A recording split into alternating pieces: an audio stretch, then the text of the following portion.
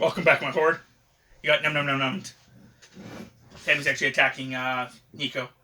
But Jay's still out having smoke, but I just thought, you know what? Forget him. No, he can join when he joins. We'll talk about things and he'll never know. He watches these occasionally, so, hey Jay, how you doing?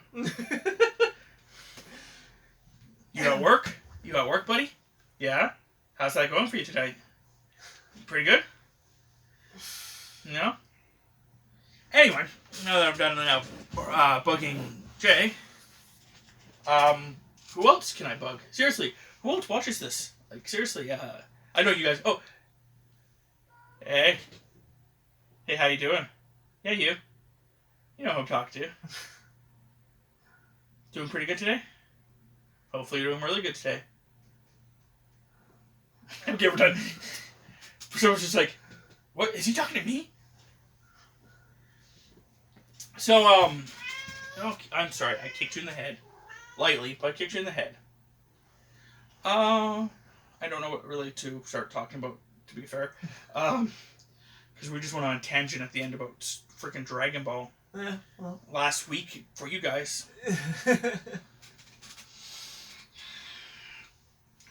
So, no.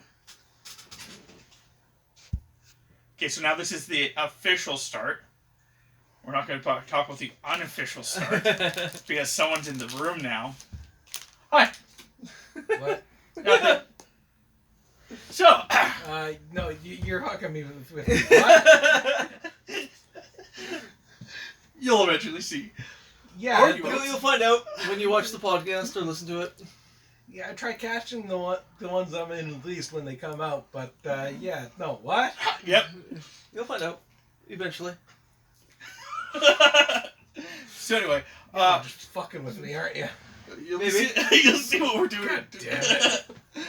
Anyway, Jay was saying that maybe we should talk about like the classes in D&D 3.5. 3.5, yes. And we'll just talk about the general D&D 3.5 to some degree. So if you're not really into that, I apologize. Get into it.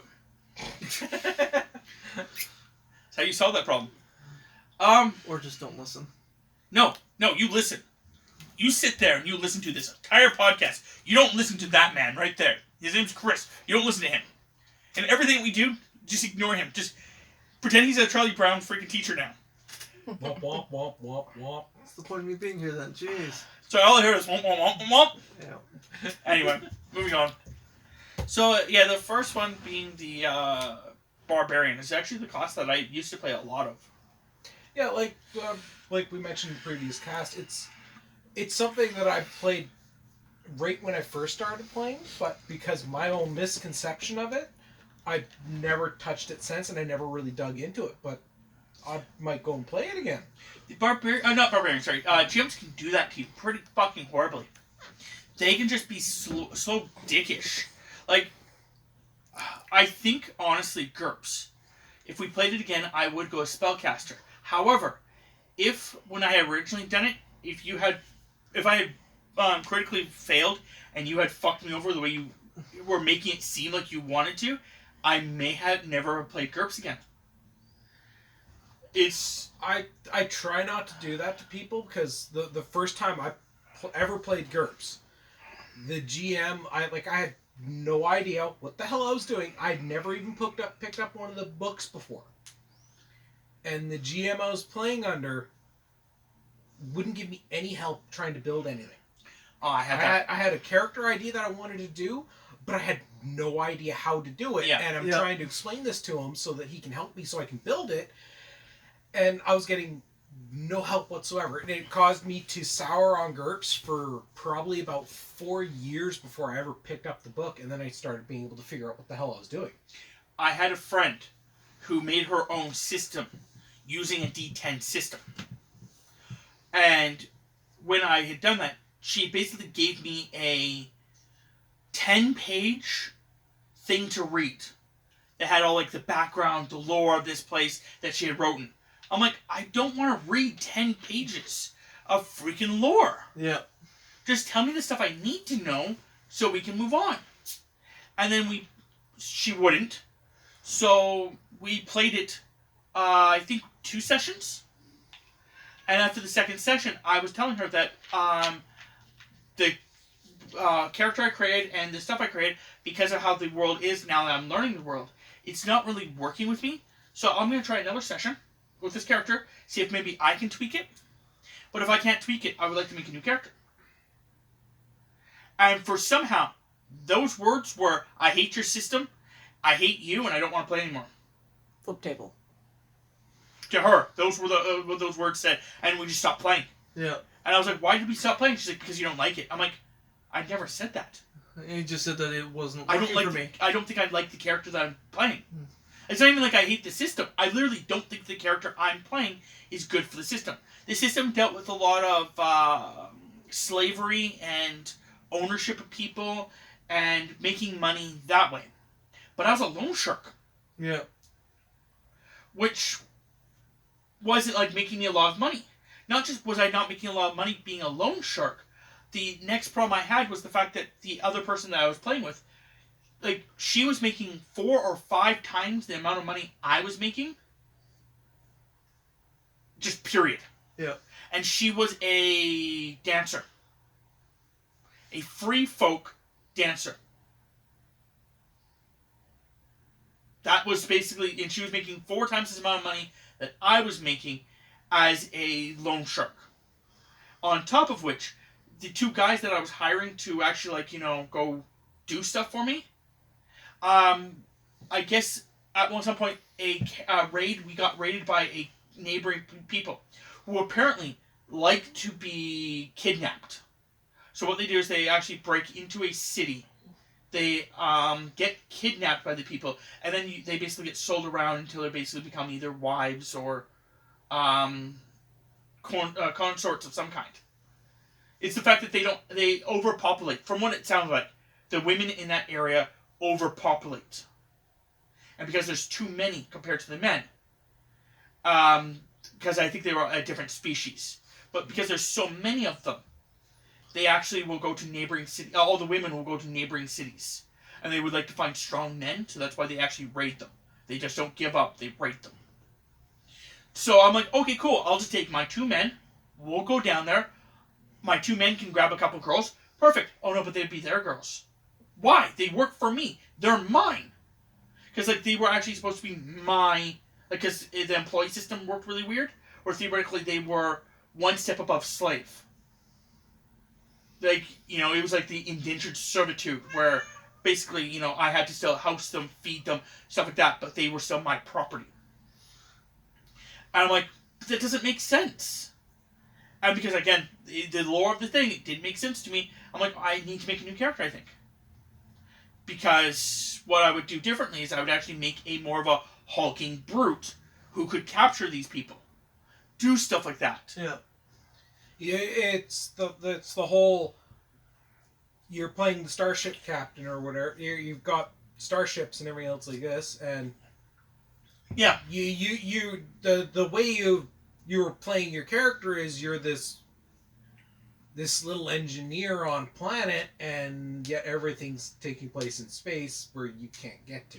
Well, and going with the concepts, like with the way that my character, I believed he was set up, was that fact that he was in control of his small little ship. Originally, I thought that's what it was. The 2 guys that I hired, I thought they were my crew. So whatever they acquire becomes mine. I get to divvy it out, and then I give them a cut. That's how I understood the whole thing as a leader. But then it found out that no, we're in a ship that's like more like we're all captains. I just have to give them money at the end. I'm like, that doesn't make sense. Like, that doesn't make sense at all. But it's because, again, giving the wrong information and stuff like that. And then me and you have had some issues like that where it's the information we're given, I've taken it one way entirely and you've meant it another way entirely. That's straight up just a communication error on our parts. Well, yes, but this one seemed more like the other problem was the fact that you know how GMs are not supposed to pick favorites?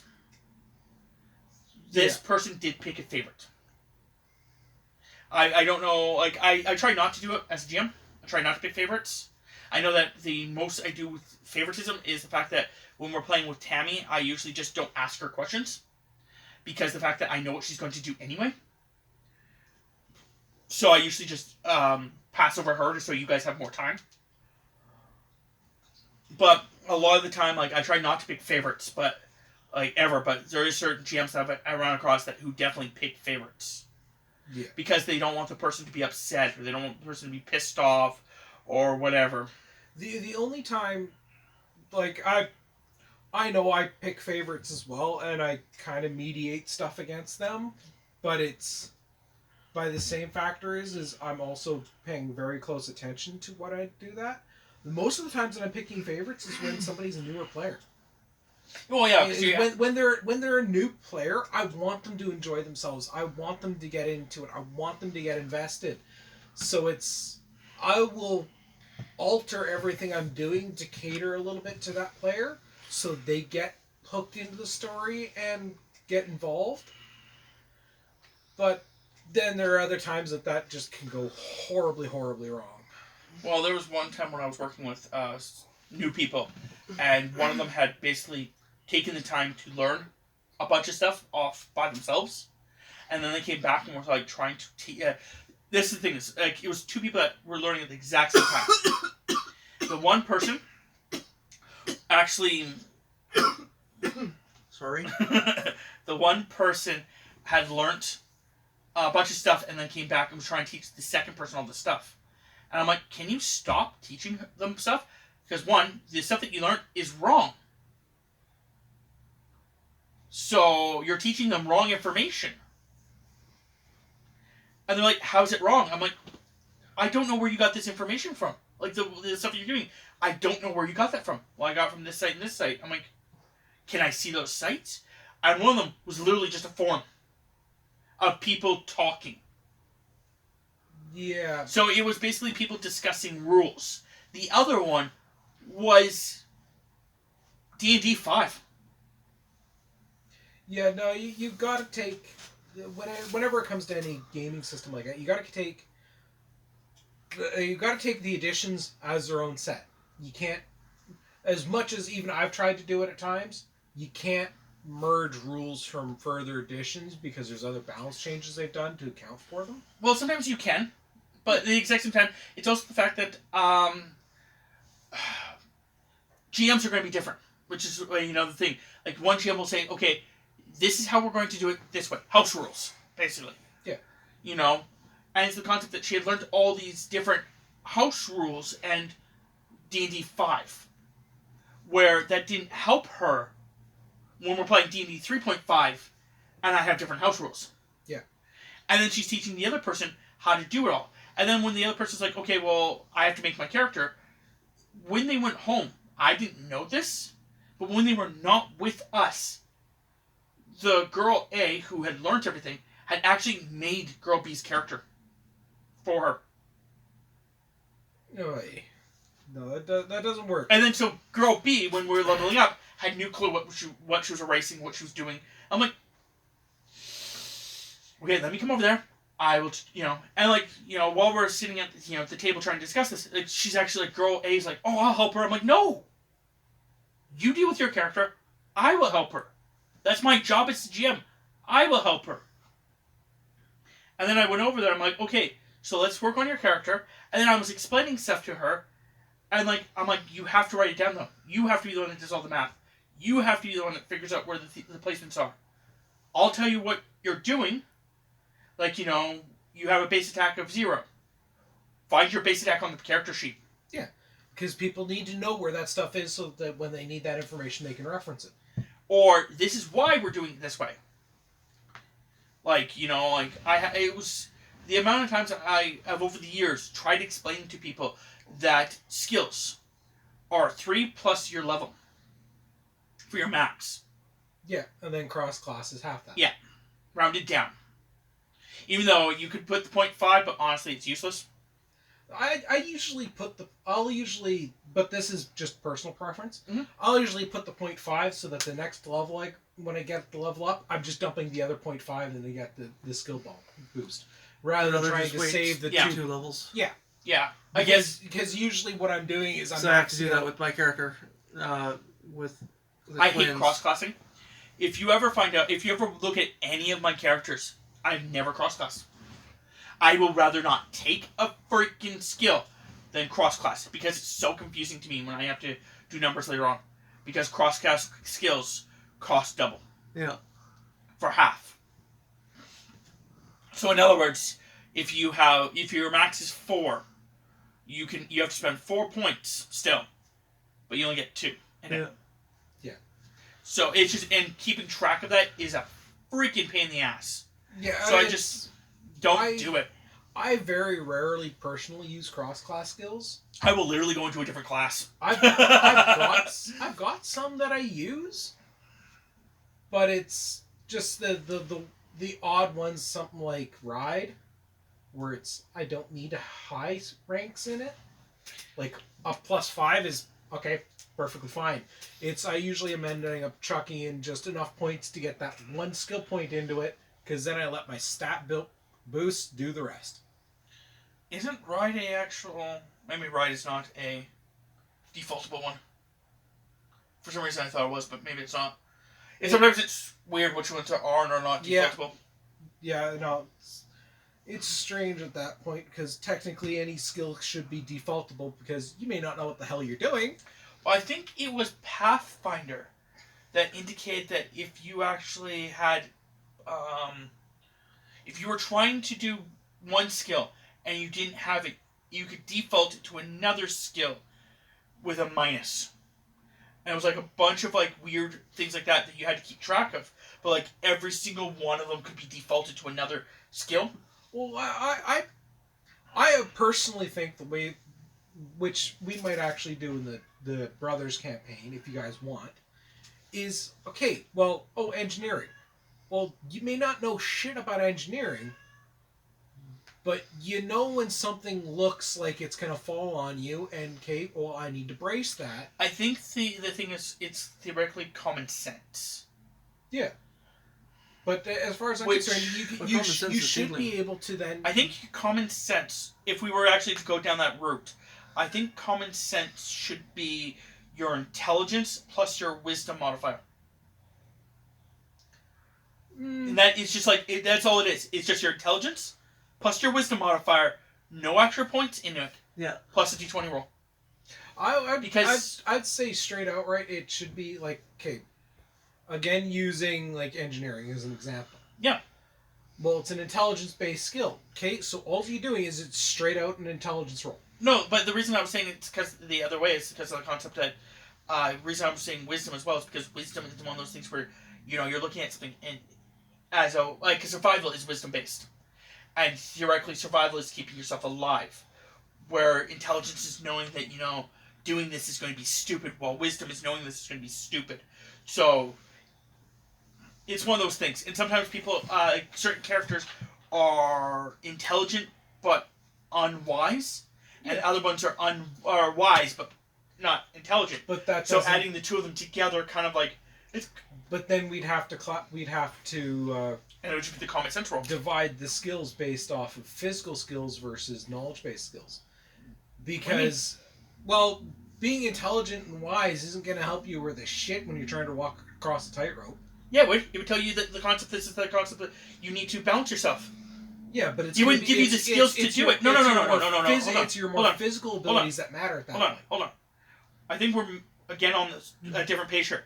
I think what we're trying to get to is the fact that you're talking about the fact that when you see something, you realize either A, it's got a problem, or B, that, this is a solution to do it. It's not the fact of, like, it's like a pre-roll. That's what I'm trying to talk about. Like, for example, you see, like, how the rubble is collapsed. You realize that if you move those beams, you're going to die. However, if you roll really shitty on your common sense roll, you don't see that those beams would, are going to kill you if you move them. The common sense roll would be the concept that you roll it and go, oh yeah, those beams, if you move them, you'll die. Don't move those two beams ever. Now, you have to roll a whatever to move the stuff. With now that knowledge, your difficulty is lowered. And with the example of the tightrope walking, you could be like, you look at the setup and be like, I don't think the rope's tight enough, or Yeah. I don't think that It looks kind of slack. Like yeah, I don't know if that's gonna help me. That rope. So it'd be the common too sense. frayed. The or first whatever. So you're talking using the common sense as a warning, basically. Yeah, like Are you sure you want to do that? yeah, Do you guys want to start doing that in the Brothers campaign? we can look into it. Sure. Sure. Test it out. Yeah. And Even I though I'm will not there. completely with you. we're Like I doing totally understand what you campaign were saying. mostly for Yeah, the I figured RPG you- aspect. That's why when I was like, when he started talking, you kind of like looked off like, kind of the other one. I said, I think we're on this wrong page. I saw you go, yeah, no, pretty sure we are on the wrong page. So yeah, It would have really worked out well for your character the other day. Oh god. Yeah, no, that was my own. That was legitimately my own stupidity. I forgot the minimum safe distance and was standing in it and did a stupid. Giving more detailed backstory there. I put them up against something that I knew they could not defeat. By doing this, I also had an out. As a GM, I had a safety net for them. The safety net was that I was going to teleport them to another dimension in which they can train. Part of the training was they went to these little other sub-realms, and inside those sub-realms all have a common theme. All of them have these giant crystals, which I explained to them at one point. If they destroy the giant crystal, a blast radius of 100 feet will go off. In that, you will suffer 6 different types of damage, which I'm rolling all of my dice for. So that the damage is 2 different types of elements: explosive, sonic, sharp, and blunt. And it's, again, 100 foot radius. They all knew this. They even showed it at first for like 300 feet away. Everything was good. They did this a couple times. Then they go to a second one of these places. Everything's good. They all know this. They're about to talk about it. And then Jay goes, you know what? I'm going to just do something. I'm just going to try it my way. We're like, okay, cool. So he jumps over there. And he's 60 feet away, which is not 100 feet. And lightning's it. Yeah. I legitimately, as a player, forgot the 100 feet. I did the attack, and then that's when the 100 feet reminder procced in my brain, and I went, oh shit. But hey, nope, I did it. I'm going to take the damage. And I got my ass wiped. Again? And it's only because it's only because when the GM's character had a safety net installed on some devices of ours that my character is still alive. I gave them all a magical bracer, basically, that has true resurrection. And it's got technology in part of it, where once it realizes that you are no longer living, it will activate the true resurrection. The thing is the fact that now he doesn't have that, because it's only a one-time use. So, but now he learned. Yeah. He definitely, hopefully learned. Yeah. It lost me my buddy at the same time, my companion. Buddy! He's been with me since the day I came online. Truthfully, the other thing is the fact that if somehow he had died after that, I also had another safety net. Usually with me, I put my players through things that are a little tough, but at the exact same time, I always have safety nets put in place. So if I accidentally roll really well and they roll really crappy, I can still save them in the end. They'll suffer until I save them, but they'll be saved in the end. So, we'll try that common sense. We'll have to note that down so that we can do it. But we can try that common sense roll in the Brothers campaign. Give it a test. No, what I was saying is if you don't have any ranks in a skill, you should still, as far as I'm concerned, you should still be able to default it with just a stat-based check for whatever that skill was. well, I think it depends on the skill. Like, yeah. some skills I can understand not being able to default. Yeah, but Decipher others, script. How many times? Like, have you been trained on how to decipher? Okay, that I can agree with. Spellcraft. You're not a fucking spellcrafter. But some stuff like use magic device. Well, if it's got a click button on it, it's really you got a 50-50 shot of it. Yeah, I'd rather it wasn't pointing at me. Yeah, but you just hold it to the side with common sense, and then you click the button and you There you figure go, out which common way sense. it's gonna friggin' fire. But by the same factor is, even using that common sense, okay, you can do it that way to click and figure out which way it fires. You still can't technically use magic device. Some people like having eyebrows. Like The same. that picture. Of Lita, yeah. Actually, I can't even tell you which ones are and are not. I actually have a character sheet, because in the book it actually doesn't tell you. Actually, there's a character sheet at the back. Aha! Ahaha. Yeah, there's not Aha. a lot of default. My sister. Decipher script. Disable device. Handle animal. Knowledges. Open lock. Sleight of hand. Spellcraft. Tumble. And use magic device are the only ones you cannot use without being trained in them. And all those very much make a lot of sense. The magic device one is because you don't know what the magic device does. Like, going back to what Chris was saying, like, you literally could press the button and it could just be a bomb. Or it could be that, it's a cursed... no, I guess it's not really a cursed item because anyone could be affected by a cursed item. Yeah. But it could be that, you use the wand, but you don't have any indication of what the magic indication is or anything like that. Or, what most people do when they see a small enough box or a sphere, Open it. and they either A, try to open it, or B, they hold it next to their ear and shake it, and what if shaking it actually makes it go off? It's Well, those handle kind of animal things. is one that I don't agree with. It's on the fence. I will give you it's on the fence because argumentatively, you can handle animal with a dog without a problem. But I think the idea is the fact that it's supposed to calm down a bear. How the frick do you calm down a bear? with marshmallows.